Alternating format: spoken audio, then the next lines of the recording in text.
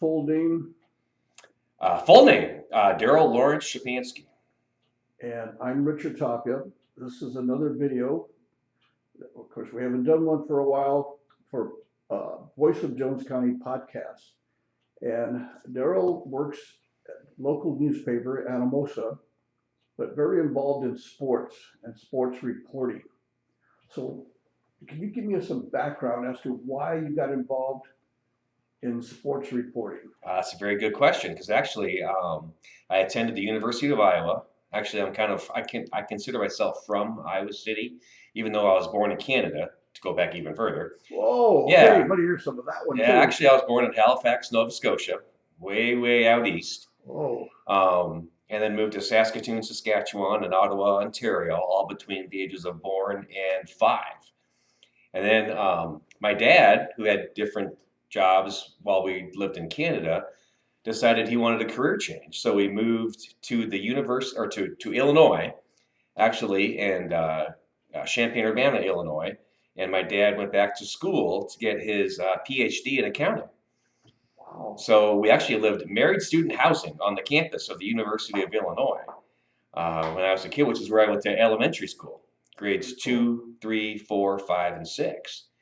And actually during that time, most of my friends there in Champaign-Urbana during my elementary school years were all big sports fans. Just played sports, were knowledgeable about like professional sports and college sports. Do And you of mind if course, I ask what year was that? this would be back in the mid-70s. Mid-70s. I was born in 1966. Okay. So this would be in the mid-70s. Right sort of in the midst of when we started in Vietnam, was sports kind of a distraction from all that turmoil? As I guess as a kid, I wouldn't know that. Yeah. That'd be tough for me to differentiate. As a kid, I Didn't matter. didn't know. No, I didn't know a whole lot about what was going on in the world other than what was with my friends and what my parents would talk about. Okay.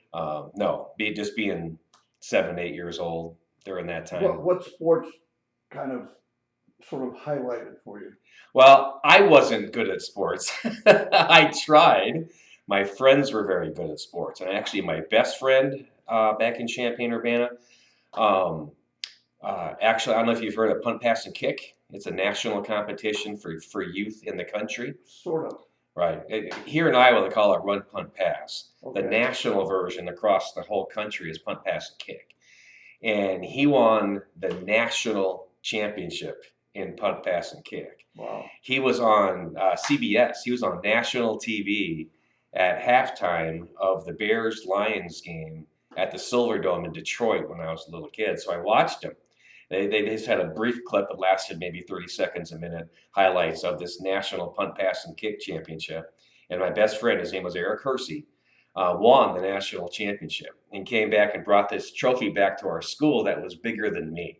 Wow. So that just really got me just all super excited about sports and him being my best friend and being that amazing. Actually, to kind of finish off that part of that story, years later, actually we moved from Champaign-Urbana to Iowa City, which I'll get to in a second. And but years later, I found out I had a subscription to the Sporting News, which no longer exists now. And back then, the Sporting News would put minor league box scores in their paper every week. And I followed Eric. He was a minor league baseball player in the Detroit Tigers system, made it as high as AAA. Never made it to the majors. But this was after I had moved, and we didn't really. We talked for a little bit after I moved to Iowa City, but it just kind of fizzles out. Yeah. Back then, there's no cell phones or anything to easily stay connected. It was letters, and for about a year or so, we used to write letters back and forth. But that was it. So that's just what got me. Eric was what got me into sports. So then my dad actually got his PhD from the University of Illinois, and he got his first job at the University of Iowa. So we moved from Champaign-Urbana, Illinois, to Iowa City, which is where I went to junior high, high school, and college. Wow. All in Iowa City. I wanted to ask a question, and I'll ask other ones associated with this. The team at Urbana-Champaign versus University of Iowa. I mean, I used to work in the higher ed system in Illinois. never thought they'd ever win a game. Are we talking football? Okay, yes. And Iowa always seems to be at the top. Correct. And even back then. Well, no, actually back then Iowa was really bad in football too, back in the mid I '70s. remember It that. wasn't until Hayden Fry got to Iowa Yeah, City that they yeah. got good. But Hayden Fry, all of a sudden, Jacked it because way up. he comes from a land where football is king. Texas. Yeah, that's where I grew up, and football was. I'll tell you another little story about my time in Champaign-Urbana. Married student housing, of course, we're right on campus. So we had this big, gigantic hill right across the street from our married student housing complex. Every Saturday, I would go to the top of that hill, and I could see Memorial Stadium, where the Fighting Illini would play football.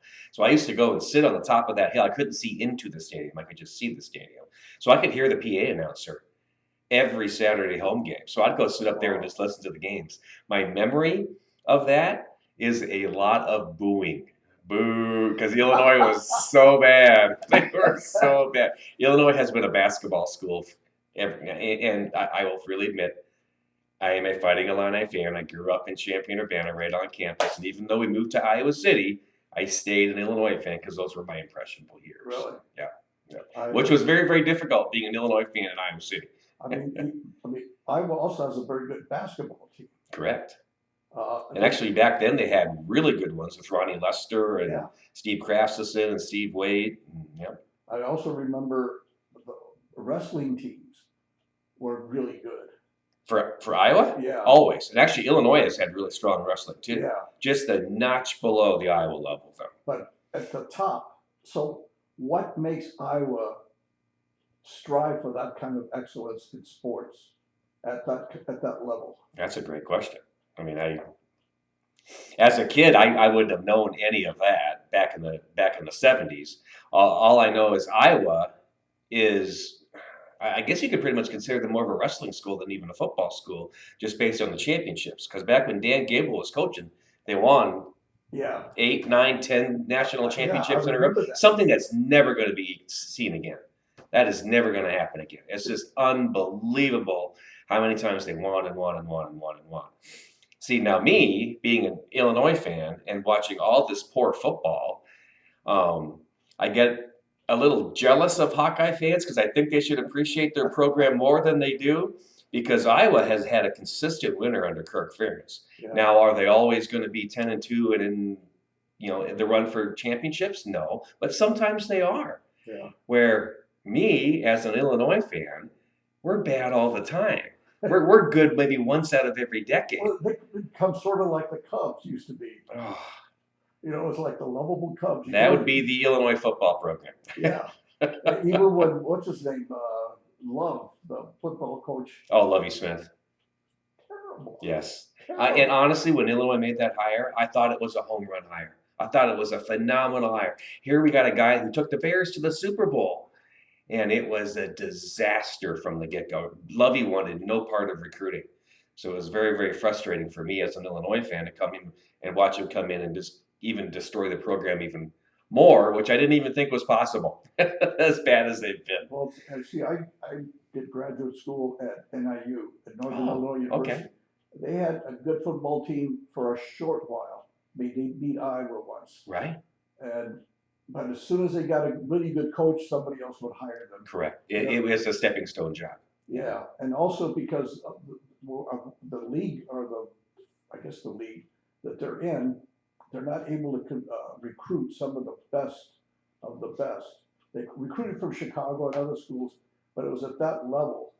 And it was kind of sad because when I went to graduate school there, it was a terrible team. Really? People said, close it up. Use the money. They got pretty good. They were the best football team in the state of Illinois for a good long time. Yeah, and that was good. Going back to the all football is local kind of deal, how does Jones County measure up to other places in the state? Are you talking historically within my 27 years at the paper? Yeah. As far as sports, which one have they ever led in the state sports of any level? I would think the most consistent winner with Jones County sports would probably have to be, oh boy. I was thinking softball because in 1995, We made it to the state tournament in 1996. We made it to the state tournament, and then just this past summer we made it to the state tournament. There's really no other programs that can say that from the schools that I cover, which are Anamosa, Midland in Wyoming, and then Springville. I used to cover Olin as well. You didn't cover Monticello? I don't cover Monticello. Monticello has their own newspaper, the Monticello Express. Yeah. So they cover Monticello, Maquoketa Valley, and Midland. We both cover Midland in Wyoming. So that's probably the most consistent success that I have covered in my 27 years would be Anamosa softball. And right now, Anamosa's back on a great run again. We've got a pitcher. Her name's Emily Waters. She's a junior. She's already verbal to play college softball when she's done. She still has another year after this summer. And in softball, if you have good pitching, you're pretty much set. Yeah, I like that, the way they pitch. And she's phenomenal. In my 27 years, I haven't seen too many people that have the all-around game that Emily does. Because she can not only dominate in the pitcher circle, she's one of the best hitters in the state as well. She had almost 500 last year with almost 10 home runs, 50 RBIs, stole 40 bases. The kid can do everything. And when she's not pitching, she's catching or playing first or playing outfield. She's very versatile. Huh? And she does those at an all-state level. I mean, she's a talent that you don't see very often here in Anamosa. Is she a farm girl or? Actually, she came to us from North Cedar. I don't think she's the farm girl. I don't think so. I guess I don't know that. I also see that they have archery and golf. I remember when I first moved back to Iowa back in 2016, the archery team from Anamosa was doing quite well. Like state championship well. Yeah. David Mockhart, who graduated in 2016, is the big name because he was kind of like the first one that had a perfect 300 score. Wow. And that got news nationwide. So actually, David still has a tournament named after him that we have every year here in Anamosa to this day. Yeah, it's called the Mockhart 300. Wow. And actually, David's still around here locally. I believe he lives in Marion now and still comes back. And actually, David's dad, Chad, was coaching us for several years, just gave that up last year when his daughter, Lily, who was another phenomenal archer. She was one of the best in the entire country, just like David, her older brother. Wow. And it's kind of ironic because back when David was here doing archery for us in 2013, 14, 15, 16 for the high school program, he told me way back then that his sister's going to break all his records. And he was pretty close other than the 300 because she was amazing, Lily Mockhart. So yes, we've had phenomenal archery here at Anamosa. Been really blessed with the archers that we've got. And we still have really good archery here today. How about the soccer leagues? Football. Soccer, like high school soccer or like youth soccer? High school soccer, Anamosa has another deep, rich tradition with that. If you go back to the early 2000s, we had a girl named Kelsey Wooster. I'm not sure. I think she still holds the state of Iowa record for goals scored in a career. Really? Right, and she graduated from Anamosa back in the early 2000s. Kelsey Wooster. I'm not sure if that's still the case or not. Because that's quite a while ago now. I'm going on almost 20 years. But back then, yeah, she set the state record for goals scored in a career. And I know had it as of a few years ago. Though over the last 4 or 5 years, I haven't really kept that much track of that. But yeah, another one of the state's best right here from Anamosa, Kelsey Wooster. So again, it makes you wonder why. Well, back then, Anamosa girls soccer, we made it to a regional championship game back-to-back years, her junior and her senior year. We were just a game away from state, but we always got beat by Cedar Rapids Xavier. And Cedar Rapids, while we had a Kelsey Wooster on our team, Cedar Rapids Xavier had like 5 Kelsey Woosters on their team, so it's kind of not fair. But we had boys not as good. Huh? Actually, boys soccer is one of the consistent winners that we've had, and we've made it to district championship games 4, 5 different times, maybe over the 27 years that I've covered us. Actually, when I started in 95, Anamosa didn't have soccer. Soccer wasn't a high school sport. That didn't start till 1999. So, because, I don't think Anamosa was sure we had enough kids in the school to have 3 sports in the spring, golf, track, and soccer, but it's worked out really well. Now, it took a few years for soccer to get going on the boys' side, where the girls kind of caught on quicker because of Kelsey. Um, but you know Dr. Weston? He's a doctor over in Monticello. He's been coaching Anamosa boys soccer well over. He was on staff of the original team.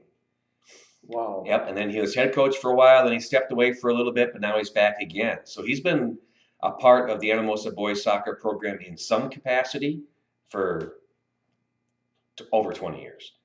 Wow. So, and he's had a ton of success. Never made state, but we've come close many, many times with a lot of winning seasons.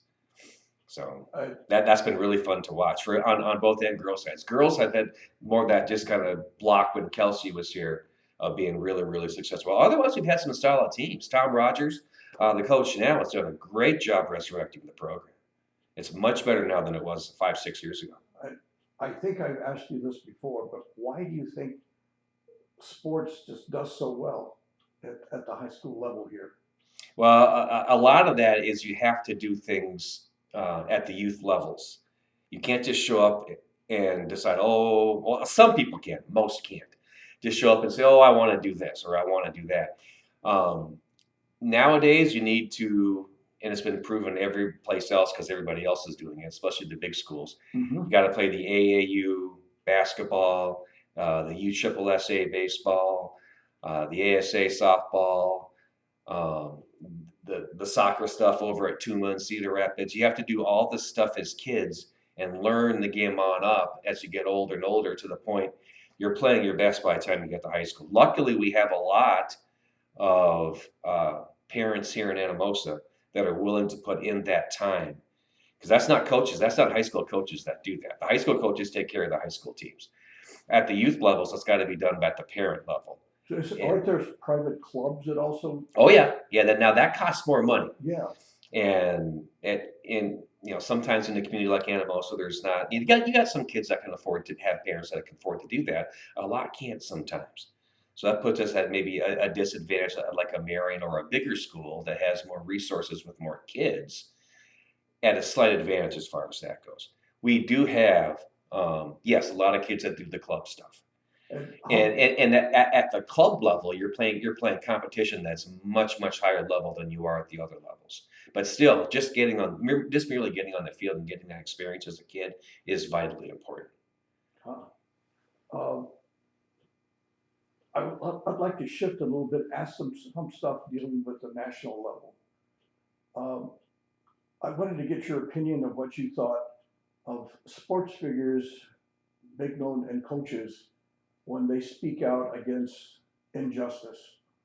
Like recently, Steve Kerr talking about what happened in Uvalde, Texas. He was pretty livid. And do you think that they should be doing that? Your own personal. I think that is completely up to them. I think they have every right to speak whatever thoughts they have. If there's ramifications from that, they're going to have to accept those, just like everybody else. Yeah. So I don't think they're any different than anybody else as far as that goes. Now, what they say could have a big difference with things. Yeah. So, but now I think they have every right to say, come out on whatever subjects they want, but they just have to realize that, of course, not everyone's going to agree with them. Yeah. So that's just the way it comes down to it. I think most of them, when they speak out about controversial things like, especially what's going on with guns right now and people shooting everybody everywhere, that there's going to be people on one side of the fence and people on the other side of the fence, and you just have to deal with those ramifications as they come. I think they know that, though. I would think that most people would want to make sure the kids are safe at every level, regardless of what part of the political spectrum they're on. Kids should be the main focus of their safety. And so I'm a little surprised by some of the reactions on some parts of the fence. Yeah. And some have agendas. Yeah. So I my own personal opinion on that, I'm glad that he was speaking out with such passion. Because people like that, their voice is heard beyond. Yeah. And have you heard anything from young people around here about a situation at the national level, hoping that they are able to stay safe. I haven't talked to a whole lot of people about that. No. Yeah. No. Um, Kind of outside of my realm a little bit with the Well- sports stuff, but there are parents at times that get pretty passionate at games. They yes. get out of control. Oh, yes, I've seen that many, many times. And so, what's your opinion about that? They need to learn to control themselves. I know that's very hard to do. I've seen over my years, like I said, I've been doing this for 27 years. Yeah. I've seen pretty much everything there is to see. Some of the saddest situations I've seen are from little kid youth wrestling tournaments. Oh, yeah, yeah. Those get really intense, and the parents just I don't even know. It's just they might just lose control and don't even know what they're saying. But I've seen so many where I'm just sitting there taking pictures of the little kids that are on the mats. They're 6, 7 years old, just teeny tiny little kids just doing the best they can. And the parents are just screaming at them because they're not winning or not doing what they're supposed to do. And I just, yeah, I can zoom in on my camera and get right on their faces, especially with wrestling where I'm sitting right in the mat with them. And I can see tears just pouring down their face. And it's just so sad to see stuff like that.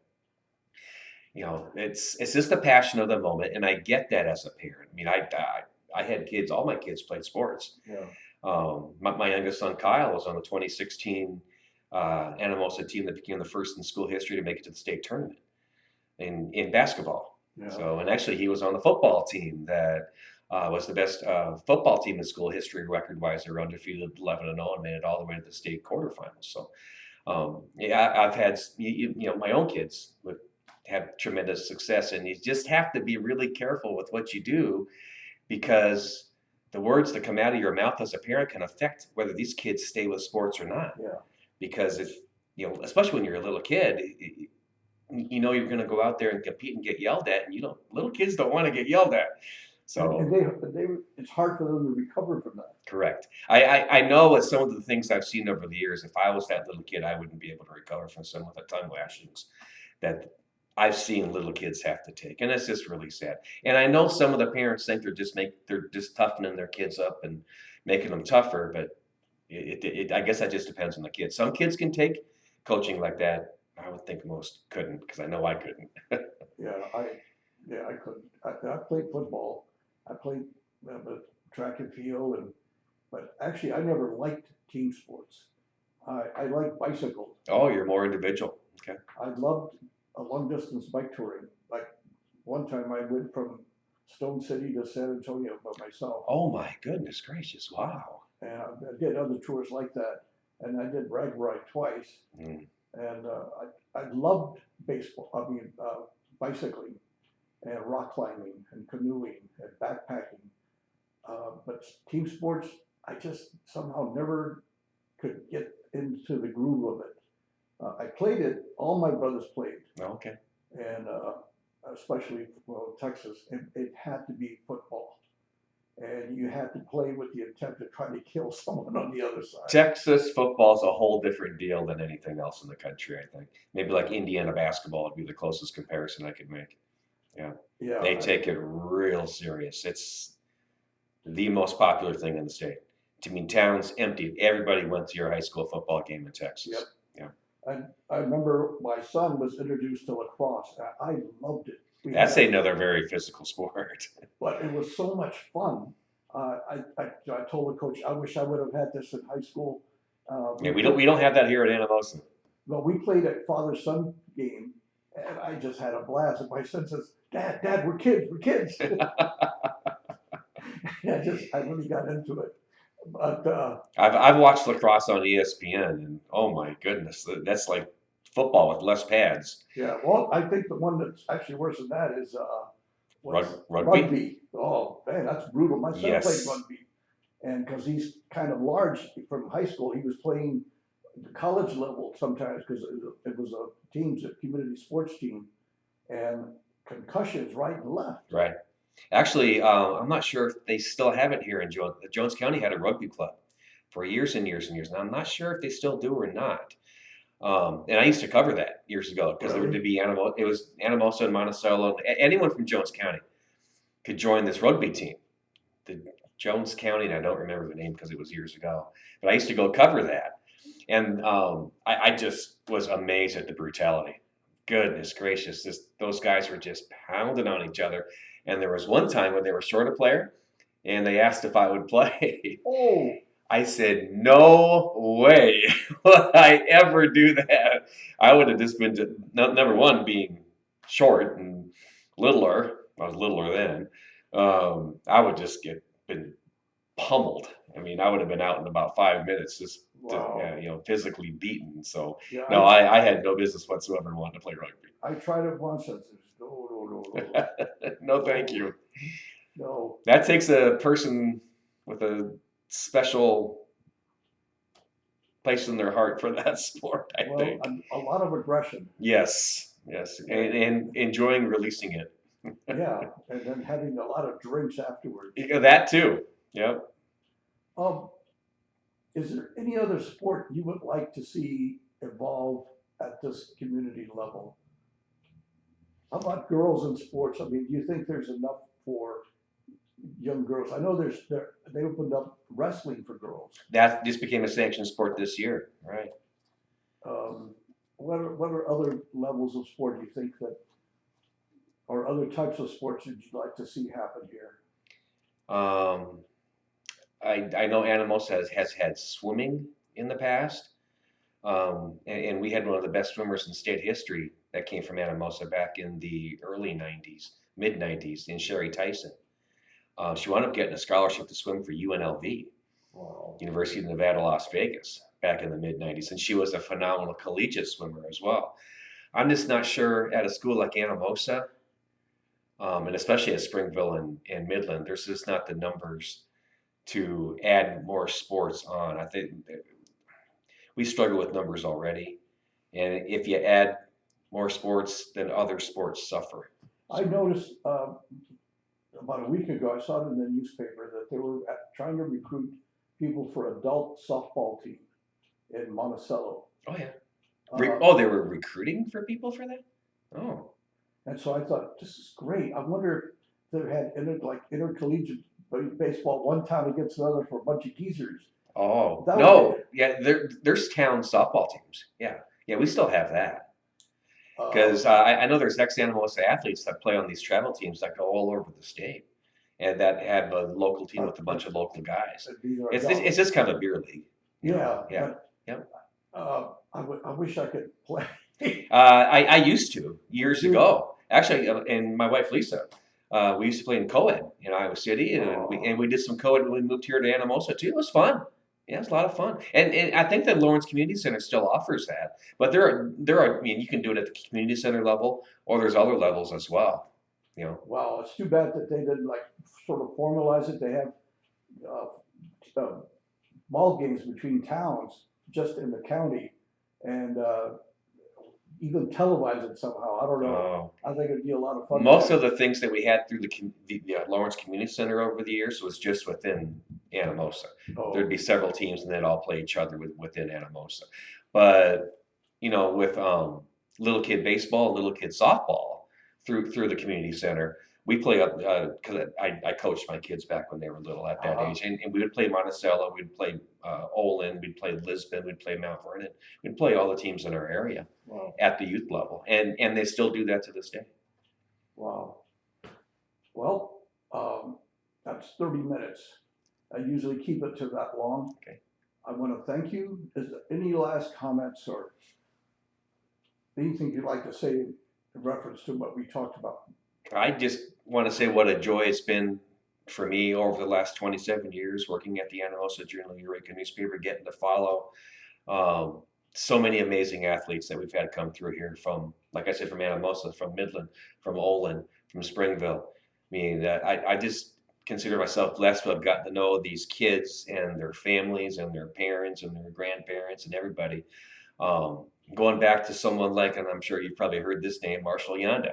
Yeah. I mean, I was here when Marshall Yanda was in elementary school and middle school, and I got to know him in high school, and then I followed him when he went to NIAC, and kind of turned his life around there academically, and got a scholarship to the University of Iowa, where he was an instant star. And nobody could have predicted back when he was here in Anamosa that he would become. It'll happen pretty in the next couple of years here. He's going to be an NFL Hall of Famer. So Wow. you just never know when things like that pop up. And I've just been really lucky to have gotten to know so many great people through the job that I do here at the newspaper. Thank you so much for taking time to do this. Absolutely, anytime. And I'm sorry it took so long. We're dealing with a lot of very forgetful people.